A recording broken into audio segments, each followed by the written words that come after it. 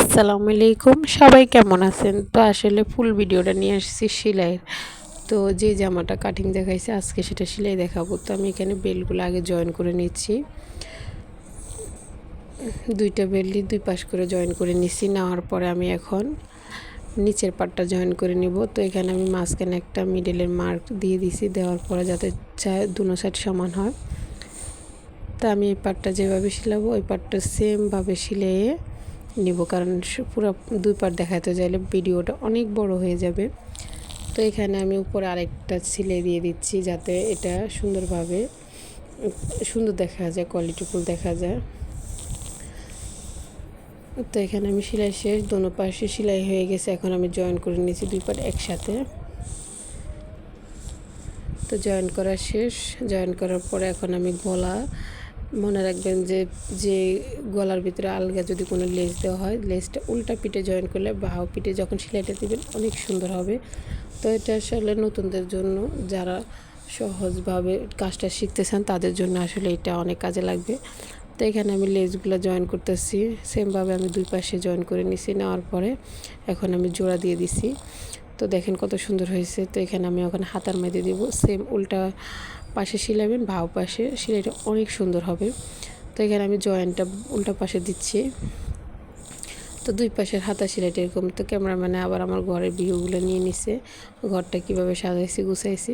তো এখান থেকে আমি দুই পাশের সেলাইটাই কমপ্লিট করে নিচ্ছি। আসলে মেয়েদের এই হাতের কাজটা জানা দরকার, অন্তত নিজের পছন্দ মতো পছন্দের মানুষগুলোর জন্য সুন্দর ডিজাইন করে করে বানাইতে পারবে। তো আমার এটা সম্পূর্ণ হয়ে গেছে। হওয়ার পর আমি গলা এখান দিয়ে একটু কাটা দিব। কাটা দেওয়ার জন্য আমি এখানে একটা প্লাগ বানিয়ে নিছি।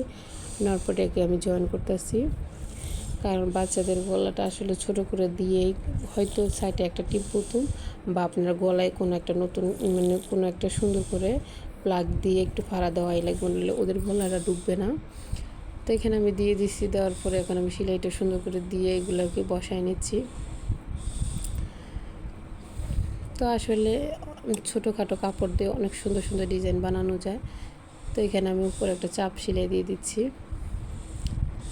আসলে ক্যামেরাম্যান অনেক লড়াই ভিডিও করছে, তো এর জন্য ভিডিওটা তেমন সুন্দর হয়নি।